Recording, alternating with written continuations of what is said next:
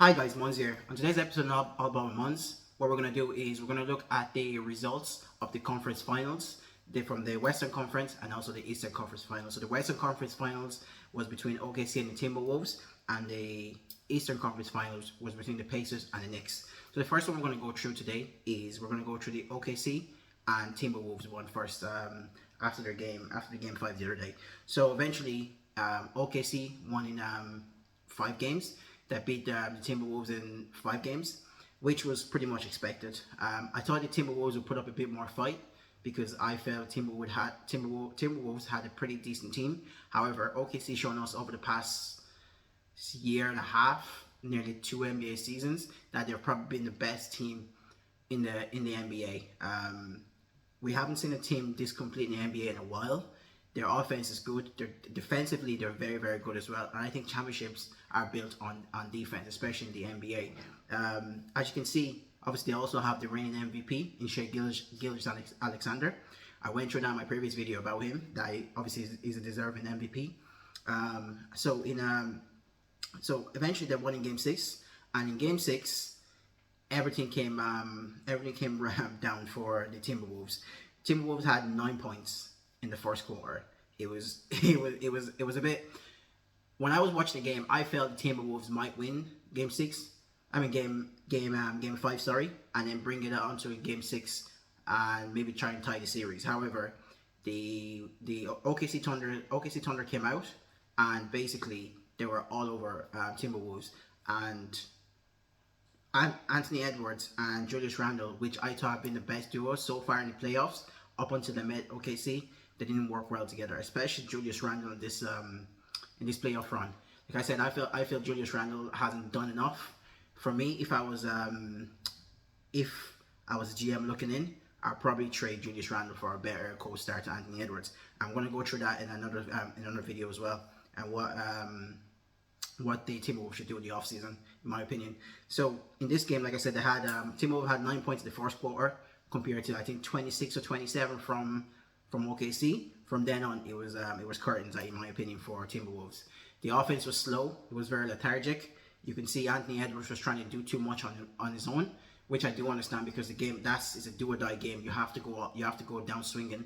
But I felt his co-star in Julius Randle was. I know he ended up with 24 points, but it wasn't. He didn't feel like he scored 24 points. It was very disappointing, and you can see his head just go down. I remember he had a turnover late in the first quarter, and he didn't bother running back on transition defense, which was very poor. His body language was poor throughout the game, in my opinion, as well. So I think that's all that led to Timberwolves actually losing the game. And OKC just a brilliant team from top to bottom.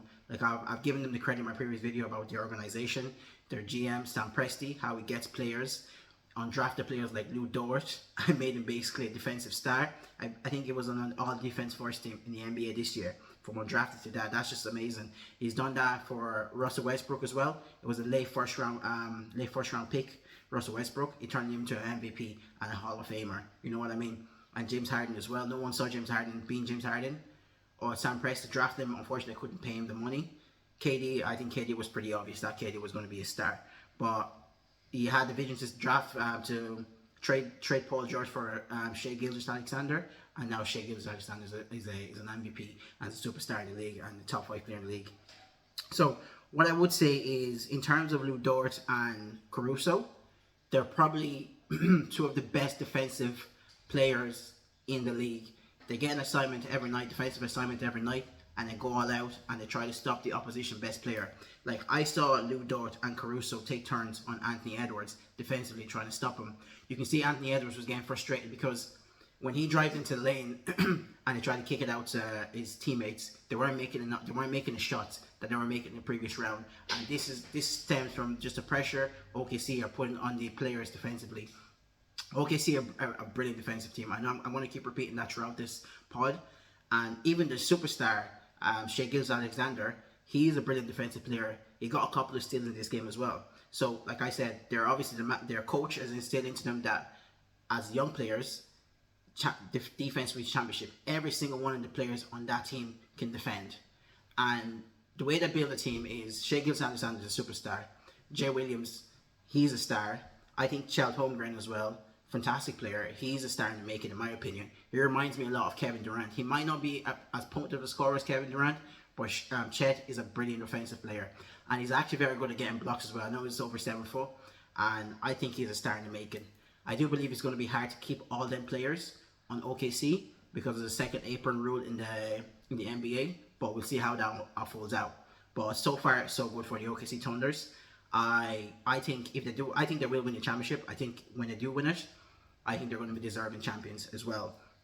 And Anthony Edwards, I want to go through a lot more in my next section of this pod. I'm going to go through a lot more of what I feel went wrong in this series for Timberwolves and what Anthony Edwards can do better, and what the Timberwolves organization can do better for Anthony Edwards. That's pretty much it for this for part one of this pod. Also, like I always say, if you'd like, leave a comment. If you want me to answer any questions, I'm more than open to it. And also, don't forget to click on the subscribe button if you enjoy my content. Thank you very much.